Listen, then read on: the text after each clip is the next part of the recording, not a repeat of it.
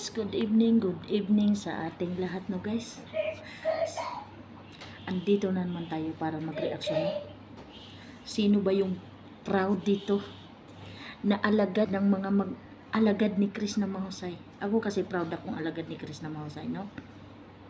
So hindi ko alam kung yung iba dyan promise o hindi. Kasi ako, proud na proud talaga ako eh. Proud ako na alagad ni Chris na Mahusay. Kasi bakit? Bakit hindi ako magiging proud? Chris na Mahusay ay napakaganda. No. So yung mga alagad ni Chris na Mahusay, magaganda.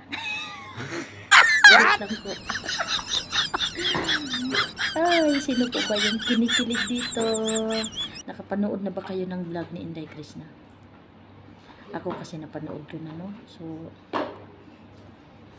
bagaman nakakalungkot, pero nakakakilig, 'di ba? May nami-miss daw siya. Alam niyo ba, guys?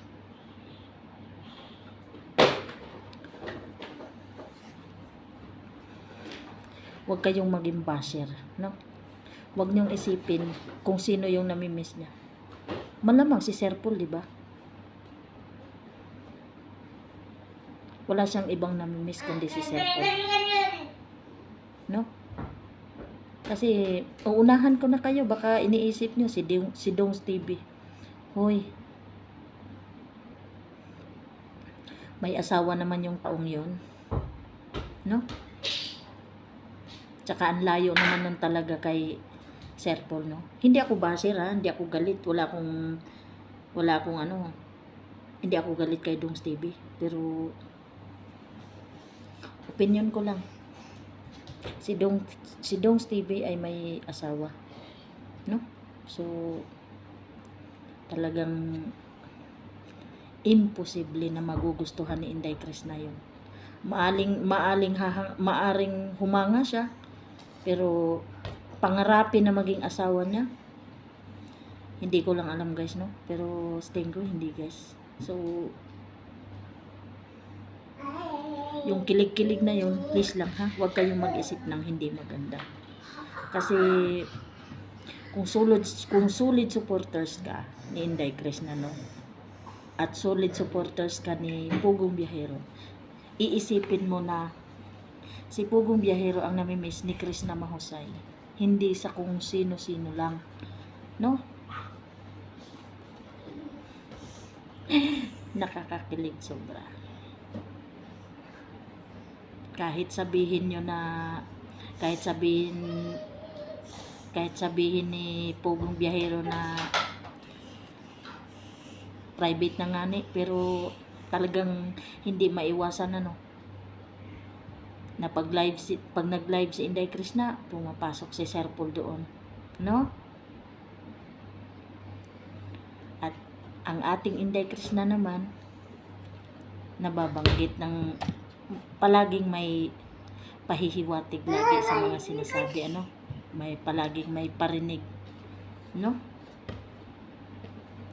Obviously, talaga naman obvious naman talaga na si Sir Paul ang nami-miss niya. So guys, huwag kayong mag-isip ng masama sa tao, no? Huwag kayong maging basher kay Chris na Mahusay, kasi alam nyo, private na nga ni, no?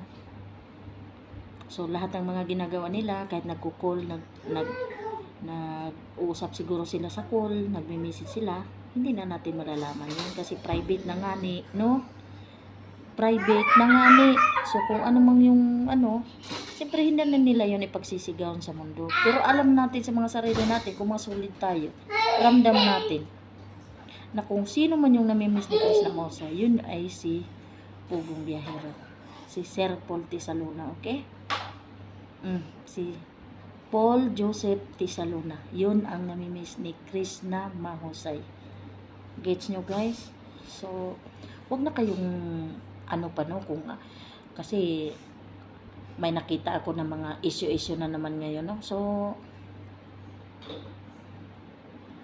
may basher na naman na malala pumasok doon. Shout out pala, kumaring OFW. Naalala ko yung basher dyan.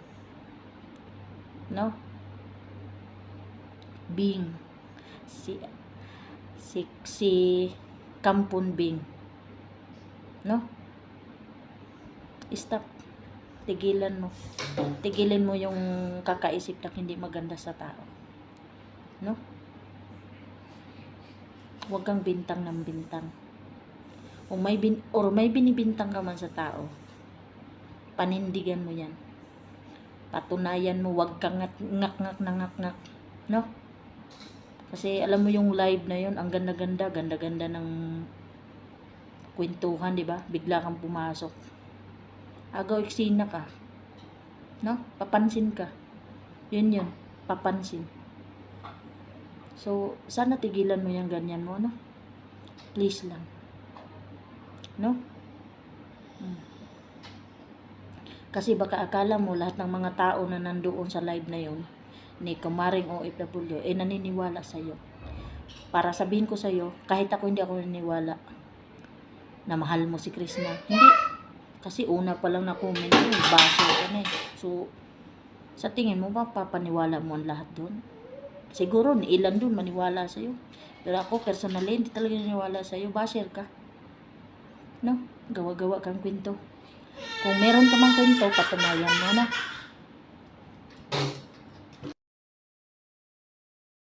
Guys, no? Siyempre, solid tayo, diba? So, ang gusto natin ang ating baby Krishna ay proud tayo na nakatulong na sa iba. No? Masaya ako yung dati niya nagagawa niya na ngayon. Sino po ba yung saya dito na, di ba? Nakapamigay na siya ng school supply sa mga pinsan niya. Dati hindi niya nagagawa, ngayon nagagawa niya. Kaya nakaka-proud, di ba? Ako personally sobrang proud na Inday Krishna. Sobrang nakakataba ng puso yung kabutihan ng puso niya. So, sana yung mga katulad niya, no, gayahin siya na walang ginawa kundi tumulong sa magulang, no? Siguro kung meron mang kaedad niya na katulad niya, ewan ko lang kung meron pa. So, talagang si Inday Krishna ay kahanga-hanga. Bukod tangi sa lahat, no? Bukod tangi sa lahat. Sa 21 years old, grabe. Pasan niya yung buong daigdig, pasan niya ang buong mundo.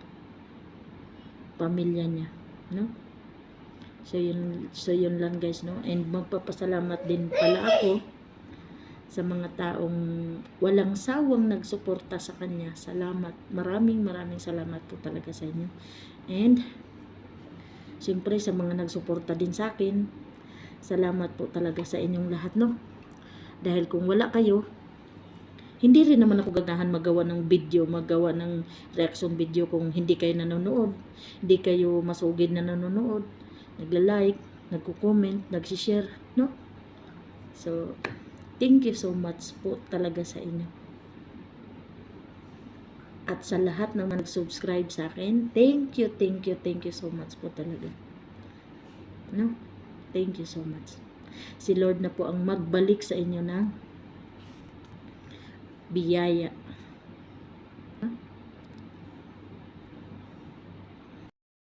So yun lang. Muli, saan panig man kayo ng mundo.